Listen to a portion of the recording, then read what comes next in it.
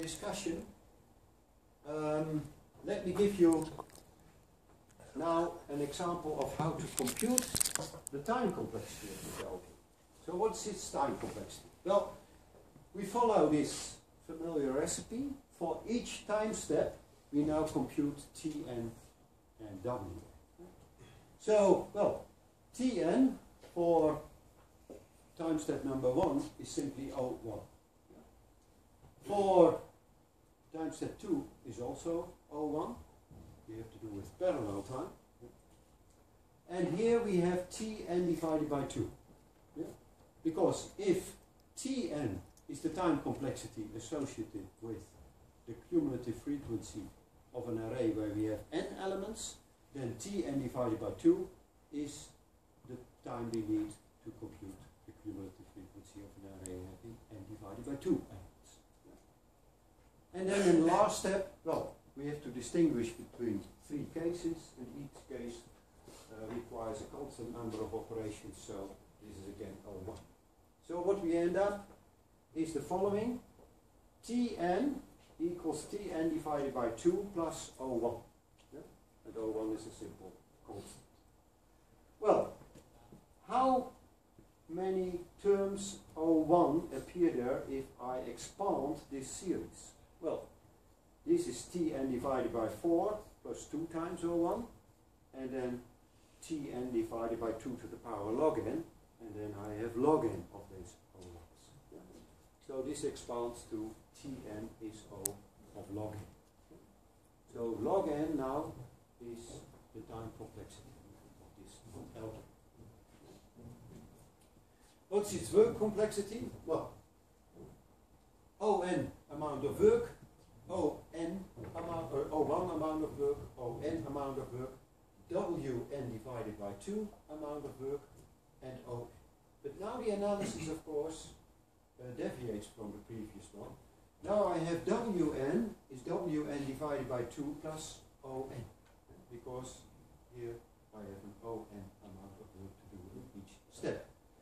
If I do the same kind of operations, then, well, the first expansion gives me On, then expanding Wn divided by 2 gives me On divided by 2, On divided by 4, On divided by 8, etc.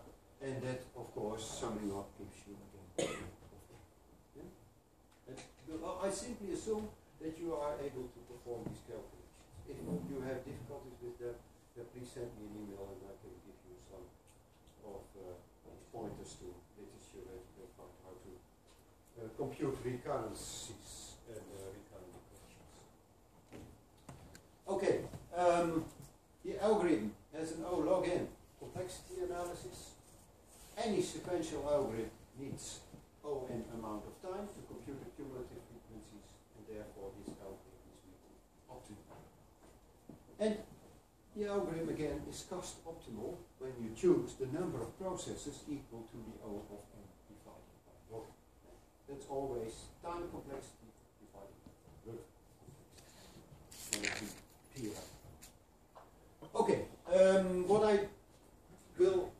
I did show on a slide but will not discuss is the iterative version. You know that, well, there are familiar techniques for transforming an arbitrary recursive algorithm into an iterative algorithm, and this is the result of unfolding such a recursive algorithm in an iterative algorithm. And well, what I don't like is, of course, the expansion of the code, and well, also the lack of insight would derive from this one. In that respect, the recursive one is a much more important one. Let me end with the final exercise that we will discuss next time.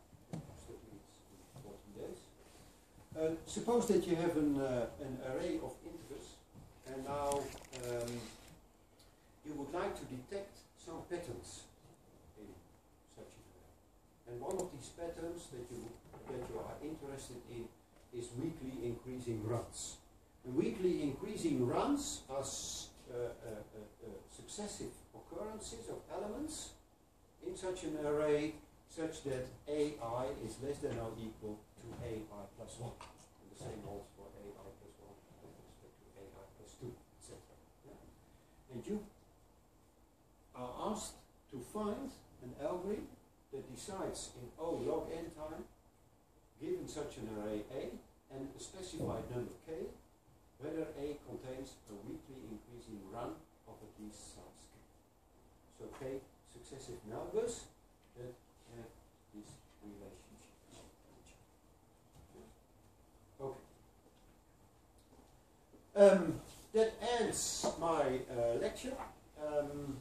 Next time we will discuss some more basic techniques, and we will also discuss these exercises. Yeah? So see you next